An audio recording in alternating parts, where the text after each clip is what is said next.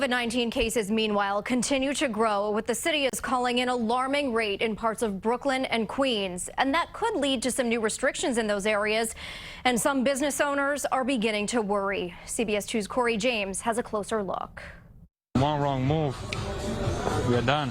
With the reopening of indoor dining just days away, Lowly Jura is not only worried about getting his Graves Inn Brooklyn restaurant ready for customers, but he's also stressed the increasing COVID cases hitting his neighborhood will set him back. It's nerve-wracking, you know, especially for us that we just opened up to in the middle of the coronavirus, and we're trying to hang on. But now cases going up, the indoor dining is not open yet.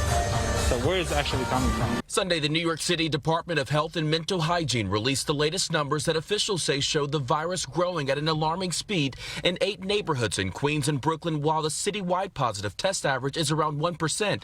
Graves Inn and Homecrest have the highest percentage at 6.75. Midwood, Borough Park, Bensonhurst, and Mapleton follow.